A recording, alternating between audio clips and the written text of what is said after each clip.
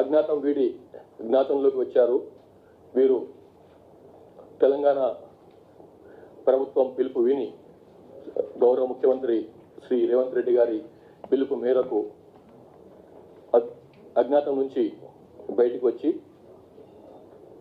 జనజీవన వాహినిలో కలవాలని చెప్పి నిర్ణయించుకున్నారు. మొదటగా పుల్లూరి ప్రసాదరావు ఇతను పెద్దపల్లి జిల్లా, ప్రస్తుతం పెద్దపల్లి జిల్లా జూలపల్లి మండలం వడ్కాపూర్ గ్రామం, 64 years ఆఫ్ ఏజ్, 17 ఏళ్ల పాటు సెంట్రల్ కమిటీ మెంబర్గా ఉండి ఈరోజు బయటకు వచ్చిండ్రు.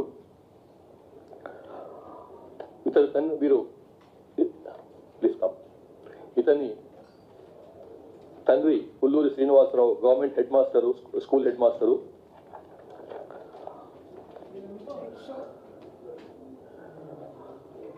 వడ్కాపూర్లు విలేజ్లో 10th క్లాస్ పూర్తి చేసుకున్న తర్వాత పెద్దపల్లి గవర్నమెంట్ జూనియర్ కాలేజీలో బైపీసీ ఇంటర్మీడియట్ చేస్తూ దగ్గు రాయలింగు, అప్పటి రాడికల్ స్టూడెంట్స్ యూనియన్ ఆర్గనైజర్ అయినటువంటి దగ్గు రాయలింగుతో కాంటాక్ట్లకు వచ్చి ఆ విధంగా మార్క్సిజం, లెనినిజం, మావోయిజానికి ఆకర్షితుడైండు. అట్లా సిపిఎంఎల్ పార్టీలోనికి చేరిండు. అట్లా ముందు స్టార్టింగ్లో రాడికల్ స్టూడెంట్స్ యూనియన్లో పనిచేసి చేస్తూ 1980లో Mallojula Koteswararao alias MK alias Kishanji ఆయనతో పాటుగా ఆయనకు కోరియర్గా పనిచేసిండు. అప్పుడు మల్లోజుల కోటేశ్వరరావు కరీంనగర్ జిల్లా కమిటీ సెక్రటరీగా పనిచేసిండు సిపిఎంఎల్ పీడబ్ల్యూ పార్టీకి. 1980 నుంచి పార్టీకి ఒక నమ్మకమైనటువంటి కొరియర్గా పనిచేస్తూ వచ్చిండు ప్రసాదరావు. 1980లో దండకారణ్య ప్రాంతంలో మల్లాది రాజిరెడ్డి నాయకత్వంలో పనిచేస్తున్నటువంటి సాయుధ దళంలో చేరి చేరిన టైం తర్వాత కొన్నాళ్లకు అదే సంవత్సరంలో 1980లో భూపాలపట్నం పోలీసులు అరెస్ట్ చేసినారు, బిజాపూర్ జిల్లా. తర్వాత జగదల్పూర్లో కొన్నాళ్ళు గడిపిండు. జైలు నుంచి విడుదలైన తర్వాత మళ్ళీ 1981లో సిపిఎంఎల్ పీడబ్ల్యూ అప్పటి పార్టీ దాంతో కాంటాక్ట్ మళ్ళా ఏర్పాటు చేసుకొని ఆస్వాబాద్ దళం అప్పుడు ఉండేది, గజ్జల గంగారాం అన్న పేరు ఆయన దానికి కమాండర్గా ఉండేవాడు.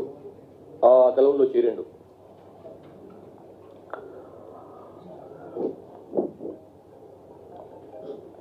తర్వాత 1983లో సిర్పూర్ దళంలోకి కమాండర్గా ఎదిగిండు. అక్కడనే సిర్పూర్ దళం కమాండర్గా 1987 వరకు పనిచేసిండు. 1987లో ఆదిలాబాద్ జిల్లా డిస్ట్రిక్ట్ డివిజనల్ కమిటీకి మెంబర్గా, ఆ కమిటీలో డివిజనల్ కమిటీ మెంబర్గా పదోన్నతి పొందిండు అనమాట. అట్లా 1982 వరకు డివిజనల్ కమిటీ మెంబర్గా ఉండి 1992లో సెక్రటరీ అయిండు. ఆదిలాబాద్ జిల్లా డివిజనల్ కమిటీకి సెక్రటరీగా నియమించబడిండు. 95లో సెప్టెంబర్లో north Telangana special zonal committee అని ఒక సపరేట్ స్టేట్ కమిటీని ఏర్పాటు చేసింది పీపుల్స్ వార్. దానికి కట్కం సుదర్శన్ ఎలియాస్ ఆనంద్ ఆయన సెక్రటరీగా ఉన్నాడు. ఆ సమయంలో ప్రసాదరావు స్టేట్ కమిటీ మెంబర్గా ఎలివేట్ అయిండు. అట్లానే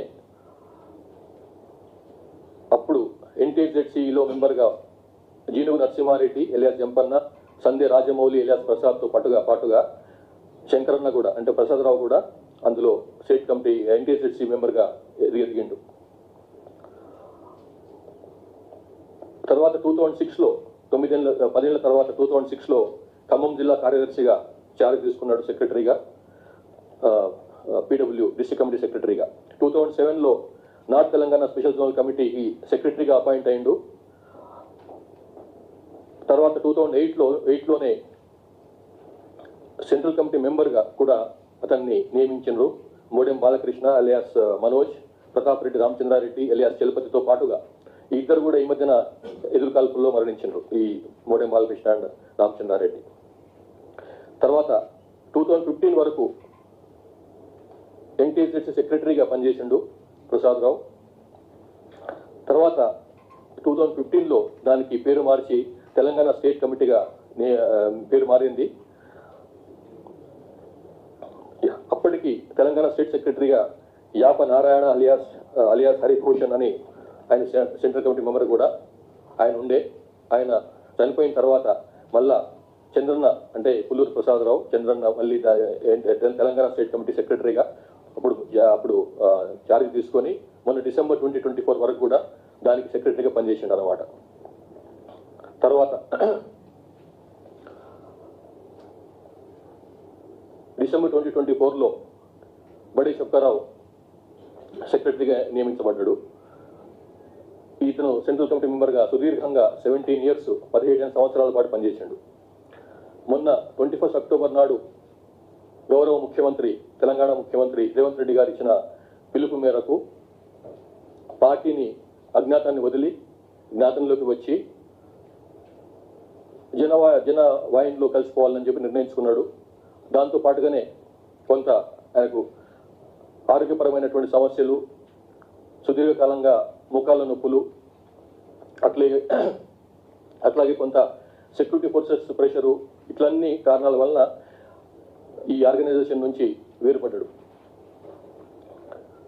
తర్వాత రెండవ నాయకుడు బయటకు వచ్చినటువంటి పార్టీ నుంచి బయటకు వచ్చిన సిపిఐ మావోయిస్ట్ పార్టీ నుంచి బయటకు వచ్చినటువంటి నాయకుడు Bandi Prakash, alias Prabhat, alias BP, alias Bandidata, alias Kranti, alias Prabhakar.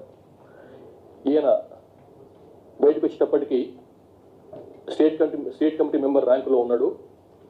Telangana state committee press టీమ్కు ఇన్ఛార్జ్గా ఉన్నాడు. అట్లాగే సింగరేణి కోల్ బెల్ట్ కమిటీకి కూడా ఇన్ఛార్జ్గా ఉన్నాడు. ఇతనిది మందమర్రి గ్రామం. ఇతని తండ్రి రామారావు సింగరేణి కాలనీస్లో పనిచేసేవాడు. 1990లో హేమదుర్గను పెళ్లి చేసుకున్నాడు, హైదరాబాద్ చెందినటువంటి ఆమె. తర్వాత ఆమె కూడా కొన్నాళ్ళ పాటు యూజీ అయింది భర్త ప్రభావం వలన 2005 ఆ టైంలో. తర్వాత మళ్ళీ కొన్నాళ్ళు అయిన తర్వాత 6-7 months పనిచేసిన తర్వాత రిటర్న్ అయిపోయి బయటకు వచ్చేసి పార్టీ నుంచి బయటకు వచ్చేసింది. అప్పుడే 1983లో Bandi Prakash Carmel convent high school మందమర్రిలో 7th క్లాస్ చదువుతున్నప్పుడు 7వ తరగతి చదువుతున్నప్పుడు ఈ పార్టీ పట్ల సిపిఐ మావోయిస్ట్ పార్టీ ముఖ్యంగా రాడికల్ యూత్ లీగ్ పట్ల ఆకర్షితుడైపోయాడు. అప్పుడు స్టడీస్ని ఆపేసుకొని రాడికల్ యూత్ లీగ్లో జాయిన్ అయిపోయాడు. తర్వాత 84లో పుల్లూరు ప్రసాదరావు ఎలియాస్ చంద్రన్న నాయకత్వం వహించినటువంటి కమాండర్గా ఉన్నటువంటి సిర్పూర్ ఆర్మర్ దళంలో సిర్పూర్ సాయుధ దళంలో చేరిండు 1984లో. తర్వాత 1984లో ఒక విటి అబ్రహాం అనే ఒక సిపిఐ నాయకుని హత్యలో ఇతను పాల్గొన్నాడు. తర్వాత అతన్ని అరెస్ట్ చేసిండ్రు. వరంగల్ సబ్ జైల్లో కొన్నాళ్ళు గడిపిండు. తర్వాత నల్ల ఆదిరెడ్డి ఎలియాస్ శ్యామ్, మొహమ్మద్ హుస్సేన్, ముంజల రత్నయ్య గౌడ్ వీళ్ళతో పాటుగా అప్పుడు ఆదిలాబాద్ జైలు బ్రేక్ ఒకటి జరిగింది. ఆదిలాబాద్ జైలు గోడలను తప్పించుకున్నారు అక్కడి జైలు నుంచి గోడల్ని కూలగొట్టి. అప్పుడు తను కూడా వాళ్ళ వెంబడి తప్పించుకున్నాడు. తర్వాత 88లో అది. తర్వాత మళ్ళీ మంగిదలంలో జాయిన్ అయిపోయాడు 89లో. కొన్నాళ్ళ పాటు పార్టీని వదిలి హైదరాబాద్లో మేసన్ పని చేసిండు. మళ్ళీ 1992లో ఆ పాత అబ్రహాం కేసులో మళ్ళీ అరెస్ట్ అయ్యిండు 1992లో. తర్వాత కన్విక్షన్ అయింది, జైలు జీవితం గడిపిండు ఒక 12 ఏళ్ల పాటు. తర్వాత 15th ఆగస్టు 2004 నాడు ప్రభుత్వం మెర్సీ గ్రౌండ్స్ పైన ఖైదీలను జైలు నుంచి విడుదల చేసినప్పుడు దాంతో పాటు ఆయన కూడా విడుదలయ్యి మళ్ళీ పార్టీతో కాంటాక్ట్ ఏర్పాటు చేసుకున్నాడు. 2004 4వ సంవత్సరంలో శాంతి చర్చలు జరిగినప్పుడు అప్పటి ప్రభుత్వంతో ఆయన చర్చల నిర్వహణ కమిటీలో మెంబర్గా ఉన్నాడు. తర్వాత 2005లో ఈ చర్చలు విఫలమైన తర్వాత ఛత్తీస్గఢ్కి వెళ్ళిపోయి అక్కడే ఉంటూ వచ్చిండు. 2008 2011 మధ్యన మళ్ళీ చర్లా శబరి ఏరియాకి వచ్చిండు, మన ఖమ్మం జిల్లా ఏరియాకి వచ్చిండు, పనిచేసిండు పార్టీలో.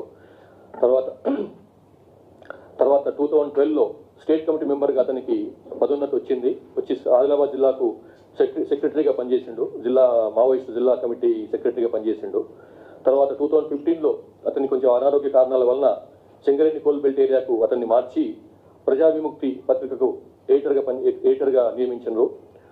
2015 నుంచి ఈనాటి వరకు సింగరేణి కోల్బెల్ట్ ఏరియా, తర్వాత తెలంగాణ స్టేట్ కమిటీ ప్రెస్ టీంకు ఇన్ఛార్జ్గా ఉండుకుంటూ ప్రభాతన్ పేరు మీద ప్రెస్ స్టేట్మెంట్లు ఇష్యూ చేస్తుండేవాడు బండి ప్రకాష్. ఇతను కూడా 21 అక్టోబర్ పోలీస్ అమరవీరుల దినోత్సవం సందర్భంగా గౌరవ ముఖ్యమంత్రి రేవంత్ రెడ్డి గారు ఇచ్చినటువంటి పిలుపును అందుకొని సిపిఐ మావోయిస్ట్ పార్టీ నుంచి తెగదెంపులు చేసుకొని జనజీవన స్రవంతిలోకి కలవాలని చెప్పి నిర్ణయించుకొని బయటకు వచ్చిండు అనమాట. అట్లాగే కొంత ఆయనకు అనారోగ్య సమస్యలు ఉన్నాయి, కొంత ఇతర సమస్యలు ఉన్నాయి. దాంతో అది కూడా ఒక కారణం బయటికి రావడానికి. ఇది బేసికల్గా ఇందులో సీసీఎం అయిన సెంట్రల్ కమిటీ మెంబర్ అయినటువంటి పుల్లూరు ప్రసాదరావు పైన 25 లక్షల రూపాయల రివార్డు ఉంది, అది వారికి ఇస్తాం ఇప్పుడు. అట్లాగే బండి ప్రకాష్ పైన 20 లక్షల రివార్డు ఉంది, అది కూడా వారికి ఇచ్చేస్తాము. ఈ లాస్ట్ 7-8 మంత్స్ నుంచి తెలంగాణ పోలీసులు చేస్తున్నటువంటి సస్టైన్డ్ ఎఫర్ట్స్తోని మొత్తం 427 మంది అజ్ఞాత కార్యకర్తలు, అజ్ఞాత మావోయిస్టులు పార్టీ నుంచి బయటకు వచ్చిండ్రు. ఇంక్లూడింగ్ 2 సెంట్రల్ కమిటీ మెంబర్లు, మొన్న సుజాతక్క వచ్చింది, ఇప్పుడు పుల్లూరు ప్రసాదరావు. అట్లానే 8 మంది స్టేట్ కమిటీ మెంబర్లు కూడా బయటకు వచ్చిండ్రు. 2 డిస్ట్రిక్ట్ కమిటీ సెక్రటరీలు, 8 మంది డిస్ట్రిక్ట్ కమిటీ మెంబర్లు, 35 మంది ఏరియా కమిటీ మెంబర్లు కూడా బయటకు వచ్చిండ్రు. ఇప్పటికీ ఈ రోజు నాటికి వీళ్ళిద్దరు బయటకు వచ్చిన తర్వాత తెలంగాణలో 64 మంది అండర్ గ్రౌండ్ కార్డర్స్ ఉన్నారు. తెలంగాణ రాష్ట్రానికి చెందిన వాళ్ళు అజ్ఞాతంలో ఉన్నారు. అందులో 5 సెంట్రల్ కమిటీ మెంబర్లు, 10 మంది స్టేట్ కమిటీ మెంబర్లు, 20 మంది డివిజనల్ డిస్ట్రిక్ట్ కమిటీ మెంబర్లు, సెక్రటరియల్ మెంబర్లు, 14 మంది ఏరియా కమిటీ సెక్రటరీ